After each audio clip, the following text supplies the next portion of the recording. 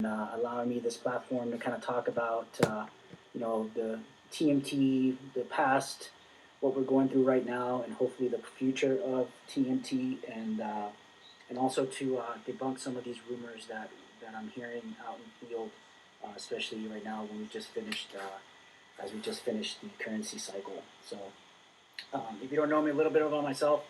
At Opreza, I've been in the Coast Guard 22 years, almost 22 in July will be 22 years. Both of me by trade, I'm a warrant II lieutenant kind of move. I was the OIC as a senior chief at Station Point Judith. Then I also was I made warrant officer, and then I was the CO of Station Alamorada. Some of the best tours I've ever had. I passed my certifications back in 2009, October 2009 in D7. It was one of the hardest and most proud moments passing this board. So I give it to all you guys going through the process now. I also want to thank Chief McGowan for reaching out and setting this up, and also my wife for allowing me to use her Facebook page to do this because I don't have this. So, well, with that, this shouldn't take that long. I'll keep on looking through these questions to make sure if there's anything you guys want to talk about. But one of the things I want to go over is kind of the background on TMT. Obviously I've been using TMT since I can remember as a BM3. But one of the things that I didn't know was kind of the background of TMT. So, created, back in the early 90s by Coast Guard Academy cadets, and then it was implemented in 2000 Coast Guard wide. So since its implementation in 2000, there has not been any overhauls or updates since. And the biggest change to that too was in 2018 when OSC Martinsburg, which was kind of supporting TMT, they signed a new contract, support contract, and TMT wasn't involved in that contract to support. So what happened was TMT became unfunded. With that, the whole program moved to CG 761, which is basically C5I capabilities, which basically take care of all the comms, controls, computers, cyber, intel, all that. So we kind of got into that, and more for a replacement piece, just to find a replacement for it. And that's kind of where we're at right now. I got a little bit more background. I can tell you where we're at going for this in a minute, but that's kind of the gist of the background of that. But one of the things I definitely want to talk over is the impacts of the currency in TMT, as everybody knows, right? So we have inaccuracies throughout TMT with the competencies. We just haven't been able to update TMT in the last 5 years. About a year and a half ago, about a year before COVID hit, we actually went out and tried to do some updates to TMT. We paid for it and had them do it. Unfortunately, there were some major issues when we did those updates, and the AND community got hit the most. For some reason, we weren't even addressing ATON competencies, and ABS, and I think it was Abuso, had some of the competencies changed somehow. We didn't know how that happened. So what happened? One of the things was one of it was the night hours changed, and also touring requirements for the ABS somehow got put into a must-do. So what we ended up doing was like, what, we're not going to mess with TMT anymore. We're going to leave it in the lights on status, meaning we're not going to update, leave it as such, and mitigate the gaps as best as we can until we find a replacement. One thing you guys got to understand too is 731, Office of Boat Forces, does not own TMT. You can say we're the biggest advocate because we have the biggest consumer of TMT, obviously, right? We have over 1,700 competencies that we have to maintain, right? But unfortunately, because we haven't been able to update in the last 5 years, we're looking at several gaps, probably about 12 competency gaps within 6 platforms. And then we kind of did this during a brief to one of the admirals, and we kind of verified that the unalignment between TMT and the boat manual, especially the new ones that just came out, it's about 20%, which is pretty significant. So that's one of the things where we're also looking into promoting is the fact that we need something to do this to replace it, because this is it's just not working for it, and it's becoming a couple things, right? One thing is the proficiency piece is the key to that. certifications, the readiness posture for both force units, as well as the administration burden that comes on the units. We understand all this, and that's one of the biggest things we're promoting. So every week, we're calling, we're emailing, we're just trying to see, get an update of what's going on and best way forward. Another thing too is TMT doesn't just support both forces, right? We have ERATs on there, we have communication center training, MLE quals. So a lot of people do have a piece to this huge puzzle. Even the aviation side, I know they use AOPS most of it, but for the MTL piece, they do have some say into this. So anyway, that's kind of the background to TMT. But let's look at some of the rumor stuff that I'm hearing, right? So one of the things I'm hearing is we're going full paper. The message that we sent out. And that's another thing too. We sent out that message to kind of mitigate and hopefully fill some of those gaps that we're seeing, and also let you guys know that we get that we are that there are some major issues.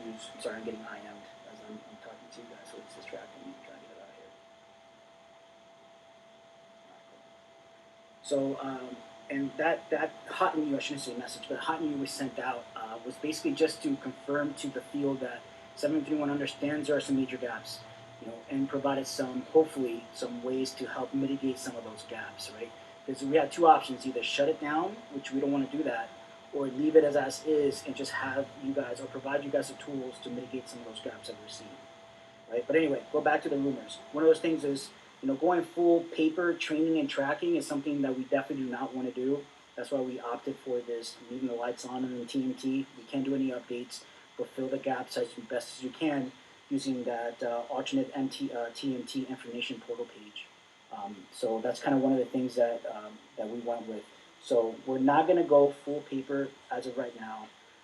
Another thing too is we're not, TMT and AOPS is not going to go away for fiscal year 21. It was funded for it. So at least for this entire year, we'll have TMT up and running for you guys. All right. Another thing was the alternate TMT information portal page. If you guys look on there, we have some tracking, tools that you guys can use. Again, this none stuff is mandatory. You guys can do it and alter it as best as you want to fit your needs, but we want to provide something, as well as some certification, decertification memos for meeting currency requirements. And also we have this kind of AOPS tracking tool that we're working on. It's not perfect. I know there's some inconsistencies with TMT and AOPS on those, but we're also working with ALC. We have BMC Slingland in the office, and he's been really active on this. And what we're trying to do is figure out another way to pull these hours, run these reports that's not just TMT based. So we're working with that.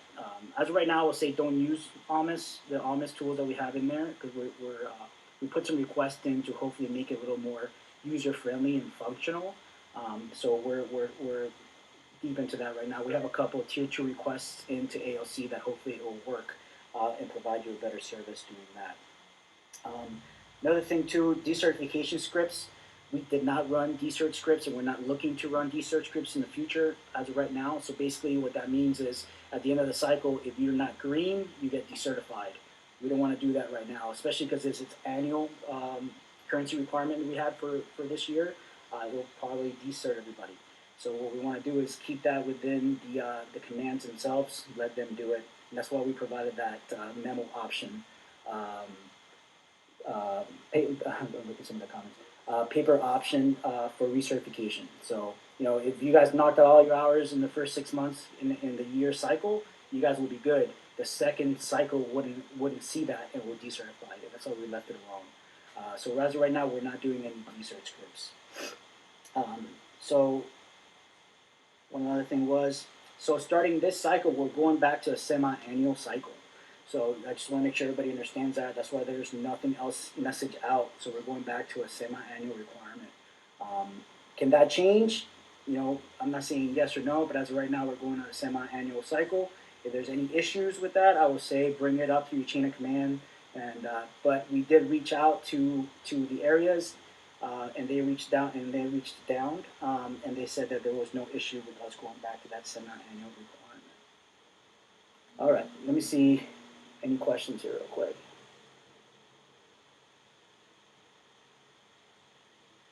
Yes, the LRI2, LRI3 competencies.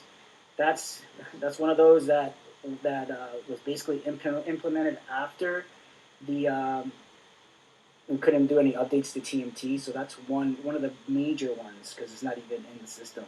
Same thing with AI coxswain that we're seeing; those are pretty bad. So that has to go. It has to be done by paper until we can get a replacement.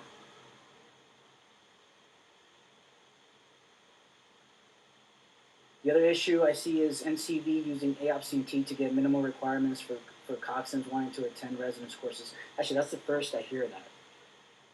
Alessandro Di Maio, do me a favor, write me an email on this, and I would love to talk to you about that offline.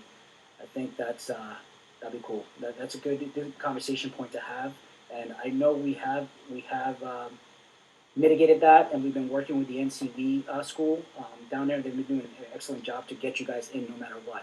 But give me a call, and we'll definitely we'll talk about that, and we'll make sure we're aligned with everything. But I'm pretty sure they're doing the best they can to make sure you guys are meeting those requirements. Cool.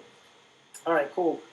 So that's kind of the rumor mill I'm seeing right now. So one of the things I definitely want to talk about. Let me look into this down a little bit more. It's that message, right?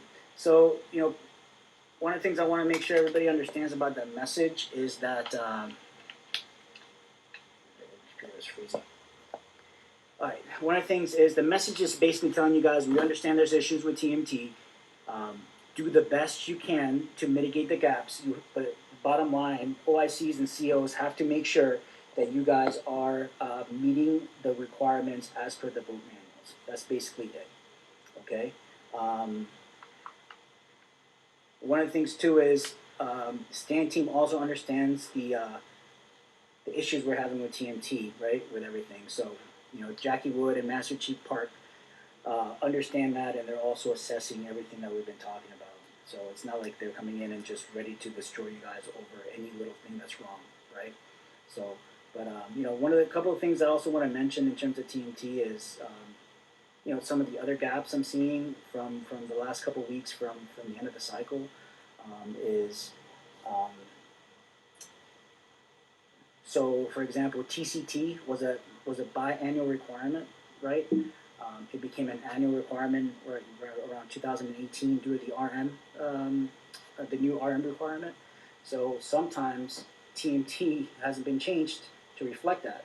So you'll probably still see it green, if it's past that 1 year, but understanding that if it's no matter if it's green, if you're above that 1 year, you have to decertify the person, right? Same thing with the new biannual and annual CPR first aid requirements. That's also in the same ways. It might not be accurate in TMT, but that's something you guys need to keep track on. So anyway, that's kind of some of the stuff I want to throw out there that we're seeing. That some of the units were majorly affected by that, by not catching that one little thing. So just keep an eye on that, please. I know it's a lot of administration burden we're putting on the units right now, but we're trying to do our best to get you guys a replacement system. All right, so way forward. So back in 2000, late 2019, early 2000, we did an IPT, which basically is a group of people to find out, how best to move forward for a replacement. It's been going on that long.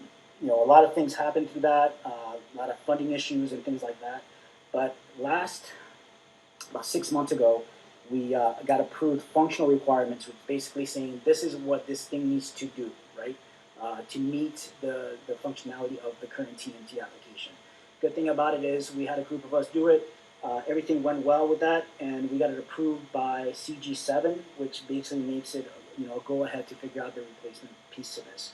From there, we went from 761 to CG68, which is a program management office for all IT systems and things like that. So they currently have that. So what we did is we got those functional requirements and we matched them up to like direct access, LMS, different items that hopefully can take on the functionality of TMT, which a lot of them did not meet this need, right? They couldn't meet the functionality requirements that we put up. So one of the things that we're looking towards, I'm not saying that this is going to happen, but this is something that's very good, and we're looking to do this, is there's a government off-the-shelf system that the Navy uses that is a proven system that we're looking to hopefully jump under contract and implement Coast Guard wide. That's one of the things that we're looking for. We did a kind of testing to it. It looked great. It has the ability to do all the changes, add on everything. It's more user friendly. It's a whole new system, and one of the best things, it's a proven system. So it's not like we're creating it from scratch. One of the things we're doing is right now we're waiting for some funding to come in, hopefully in March timeframe, and also working on the paperwork that's going to help us unite that contract to hopefully put this in effect. Again, this changes all the time. This is kind of the way forward that most of the offices agree to go in. So we're hoping by mid-year, hopefully we'll have something in line to have the replacement for TNT. So that's kind of like the way forward on this. Like I said, we don't own this in terms of both forces, but we're a big advocate. We're constantly on the phone. We're constantly providing support on this and doing everything we can to move this forward as fast as we can under our control. So, but bottom line, that's something that we're kind of pushing up. I've had many conversations with a lot of people, especially at the end of the cycle, on this. But that's kind of the way we're moving forward. I got another question.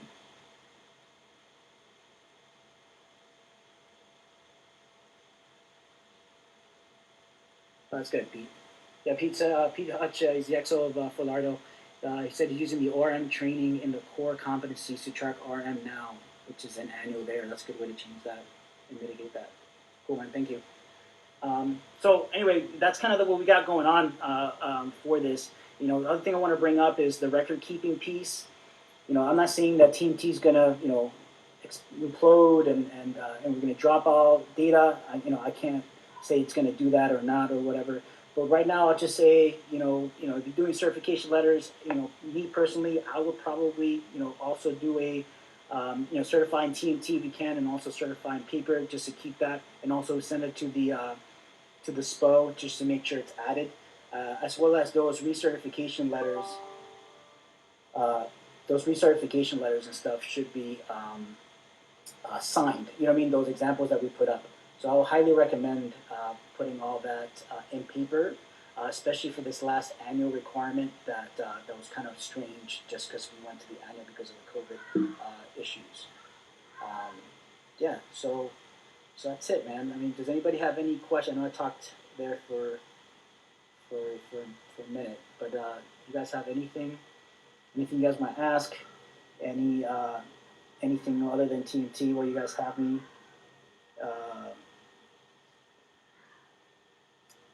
Nothing? Oh, cool.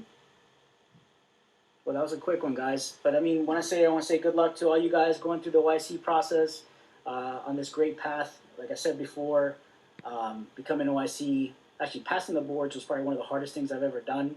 And then two, I was definitely one of the most proud moments when I definitely got the go ahead on that. But also having the opportunity to command, to influence, to make the guys and gals come into the unit loving life and working hard and being proud of being and serving. That's definitely one of the most accomplished thing I've ever done in terms of in career wise. So keep pushing. And the only advice I give you is commit to the process, study, knock it out, ask questions, keep on knocking everybody's door, calling everybody, getting advice, because that's the only way to do it. You cannot do this on your own. You have to reach out and really and lean on other people. And that's the same thing that you have to do while you're in command. You can't do this on your own. So either way, I appreciate it. I'm available. Send me emails, call me. I'm definitely a talking kind of guy, so reach out if you guys need anything or any issues with TMT or anything else we got going on. Cool? Maybe I got one more question. Following is harder.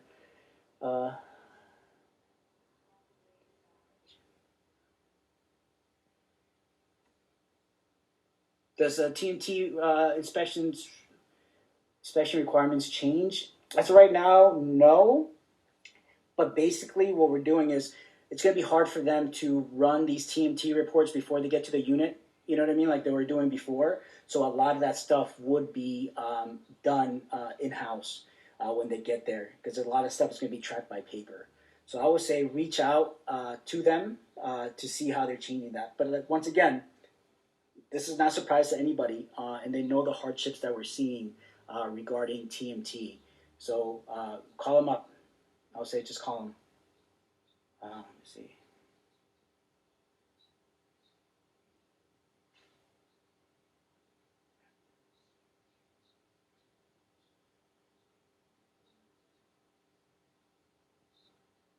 Um, all right, that's all I got, guys. No more questions, really. But again, reach out, and I appreciate your time. You guys have a good one.